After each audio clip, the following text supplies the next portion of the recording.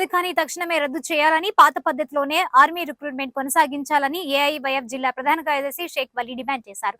దేశ రక్షణను పనంగా పెట్టే అగ్నిపథ్ పథకాన్ని వెంటనే రద్దు చేసి పాత పద్ధతిలోనే ఆర్మీ రిక్రూట్మెంట్ చేయాలని చెంగావిలా సెంటర్ వద్ద నుండి పోస్ట్ ఆఫీస్ వరకు ఏఐవైఎఫ్ జిల్లా సమితి ఆధ్వర్యంలో నిరసన కార్యక్రమం నిర్వహించారు. ఈ సందర్భంగా ఏఐవైఎఫ్ జిల్లా కార్యదర్శి షేక్ వలీ మాట్లాడుతూ, దేశ రక్షణ వ్యవస్థను సైతం ప్రైవేటీకరణకు పూనుకోవడం మోడీ ప్రభుత్వానికి చెల్లిందని, కేవలం 4 సంవత్సరాలు మాత్రమే ఉపయోగించుకుని తర్వాత ఇంటికి పంపి వారికి ఎటువంటి పెన్షన్, ఇతర సదుపాయాలు లేకుండా చేయడం చూస్తుంటే ఎన్డీఏ ప్రభుత్వానికి దేశ రక్షణ పట్ల ఎంత చిత్తశుద్ధి ఉందో అర్థమవుతోందన్నారు. మోడీ తరచుగా ప్రపంచంలో ఆర్థికంగా 3వ స్థానంలో ఉన్నామని చెప్పే మోడీ ఆర్మీ వాళ్లకు పింఛన్లను ఇవ్వకుండా తప్పించుకోవడం దారుణమని, అంబానీ, అదానీలకు లక్షల కోట్లు రుణమాఫీ చేస్తున్న మోడీ ప్రభుత్వం ఎట్టి పరిస్థితుల్లోనూ దేశ రక్షణ వ్యవస్థను ప్రైవేటు వారికి అప్పగించరాదని డిమాండ్ చేశారు. దేశంలో ప్రధానమంత్రి నరేంద్ర మోడీ గారు గతంలో తెచ్చిన అగ్నిపథ్ను వెంటనే రద్దు చేయాలని ఏకైక డిమాండ్తో అఖిల భారత యువజన సమాఖ్య ఏఐవైఎఫ్ జాతీయ సమితి పిలుపులో భాగంగా ఈరోజు కార్యక్రమం నిర్వహిస్తూ ఉన్నాము. ముఖ్యంగా నరేంద్ర మోడీ గారిని సూటిగా ప్రశ్నిస్తూ ఉన్నాము. ప్రపంచంలోనే 3వ ఆర్థికంగా మనం బలపడ్డామని చెప్తున్న నరేంద్ర మోడీ కేవలం ఆర్మీ ఉద్యోగులకి పెన్షన్ ఇవ్వాలనే ఒకే ఒక్క కారణంతో అగ్నిపథ్ పేరుతో దేశ సేవకై ప్రాణాలు సైతం త్యాగం చేసి ఆర్మీలో జాయిన్ అవుతా ఉన్న యువతులకి నరేంద్ర మోడీ గారు కేవలం 4 సంవత్సరాలు మాత్రమే కాంట్రాక్ట్ పద్ధతిలో ఆ యొక్క ఉద్యోగం ఇస్తూ ఉన్నారు. ఆ 4 సంవత్సరాల తర్వాత వాళ్ళ భవిష్యత్తు ఏంటని అఖిల భారత యువజన సమాఖ్యగా మేము అడుగుతూ ఉన్నాము.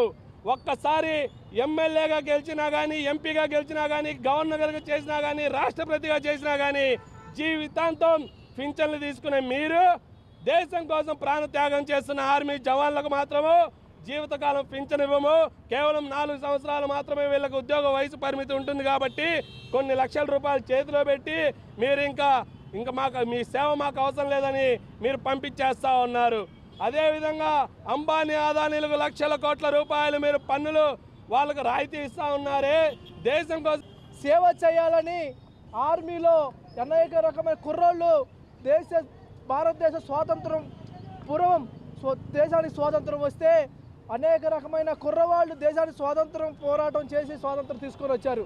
ఆనాడు భగత్ సింగ్, రాజ్గురు, సుఖదేవ్ ఈ భారతదేశం కోసం ఎన్ని త్యాగాలు చేసి దేశానికి స్వాతంత్రం తీసుకొని వచ్చారు.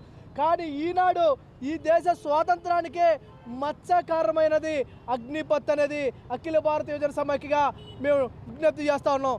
అగ్నిపథాన్ని తీసుకొని వచ్చి దేశంలో ఆర్మీలో పనిచేసే ఎవరు కూడా భద్రత లేకుండా 4 సంవత్సరాల పాటు అగ్నిపథం తీసుకుని 4 సంవత్సరాల పాటు ఉద్యోగం అనేది అది దేశం కోసం పనిచేస్తున్నాడా, దేశ సేవ కోసం పనిచేస్తున్నాడా, దేశంలో ప్రతి ఒక్క ప్రజల కోసం తన ప్రాణాన్ని త్యాగంగా పెట్టి ఇతర దేశాలు మన దేశం మీద దండయాత్ర గతంలో బ్రిటిష్ వాళ్ళు వచ్చారు.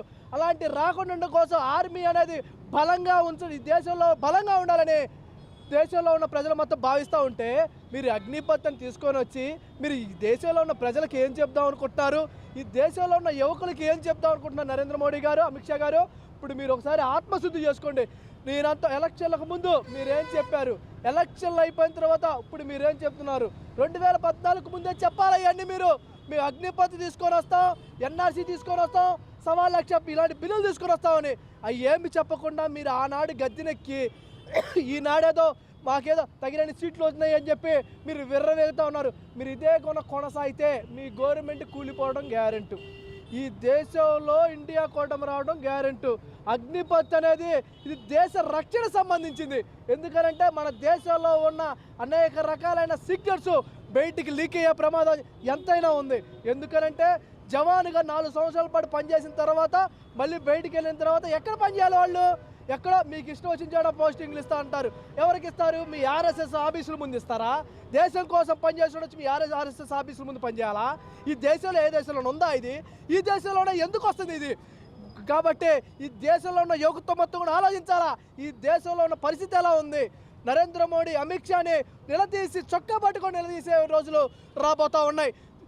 ఈ రాష్ట్రానికి సంబంధించి ఎన్డీఏ కూటమిలో ఉన్న వాళ్ళు ఉన్నారు. చంద్రబాబు నాయుడు గారు కానీ, పవన్ కళ్యాణ్ గారు, వాళ్ళు మేము ఒకటే విజ్ఞప్తి చేస్తూ ఉన్నాం. మీరు ఎన్డీఏ కూటమిలో ఉన్నారు కాబట్టి ఈసారి ఎన్డీఏ కూటమి మీటింగ్ జరిగేటప్పుడు ఈ అగ్నిపథ్ అనేది రద్దు చేయకపోతే ఈ దేశంలోనే కాదు మహారాష్ట్రలో కూడా అనేక రకమైన ఇబ్బందులు ఉన్నాయి. అని తెలియజేయాలని అఖిల భారత యువజన సమాఖ్యగా డిమాండ్ చేస్తూ ఉన్నాం.